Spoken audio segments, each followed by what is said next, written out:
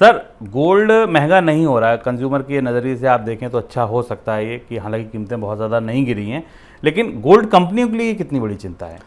Gold loan कंपनियों के बारे में कई सारी अलग अलग रिपोर्ट्स बाजार में आ रही हैं और कई सारी ऐसी सूचनाएं आ रही हैं जो गोल्ड लोन कंपनियों पर स्ट्रेस या दबाव बढ़ने की संभावना दिखाती हैं। अभी हाल में इन्वेस्टेक सिक्योरिटीज़ की एक रिपोर्ट आई जिसने मुथूट और मनापुरम को, जो दो बड़ी गोल्ड लोन कंपनियां, उनको डाउनग्रेड किया। और डाउनग्रेड करने की वजह शुभम यह है कि गोल्ड की कीमतें ना बढ़ने के कारण जो एसेट्स इन कंपनियों की हैं उनमें उतना एप्रिसिएशन नहीं दिखाई दे रहा है, जबकि ये उस एसेट्स के बदले ये जो बैंकों से बारो करके आगे लोन दे रही हैं उसकी ब्याज दरों में बढ़ोतरी हो रही है। तो गोल्ड लोन कंपनियों की बैलेंस शीट पर दबाव सोने की कीमतें ना बढ़ने के कारण दिखाई दे रहा है, जबकि उनकी बैलेंस शीट पर दूसरी तरफ का दबाव, उन्हें जो कर्ज मिल रहा है उसकी दरें, चूंकि रेपो रेट महंगी हो रही तो उसके तौर पर दिखाई दे रहा है। वैसे जो ओवरऑल बाजार में एक अनोखी स्थिति दिखाई दे रही, जो बात आपको मनोज शर्मा की इस खास रिपोर्ट में समझ में दिखी कि दुनिया के सेंट्रल बैंक सोना खरीद रहे हैं, उसके बाद भी सोने की कीमत नहीं बढ़ रही। हम पहली बार ऐसी परिस्थिति देख रहे हैं जब अंतर्राष्ट्रीय बाजार में सेंट्रल बैंक थोड़ा बहुत नहीं, थोक में बड़ा सोना खरीदते हैं।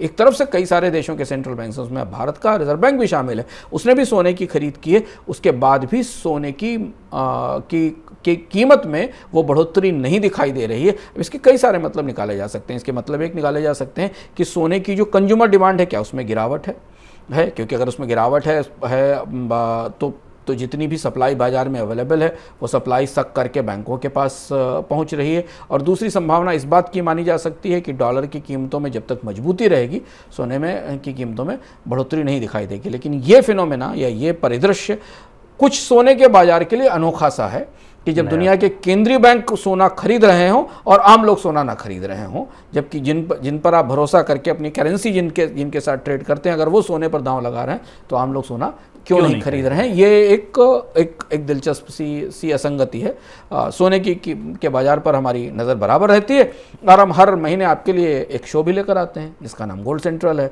अगर आप सोने में किसी भी तरीके की जानकारी करना चाहते हैं और पूरे महीने में एक बार उस शो को ज़रूर देखें ताकि आपको पता चलता रहे कि सोने की पूरी दुनिया में हो क्या रहा है। और यकीन मानिए, एक महीने में सोने की दुनिया में बहुत कुछ ऐसा होता है जो आपको शायद कहीं पता नहीं चलेगा उस शो के अलावा।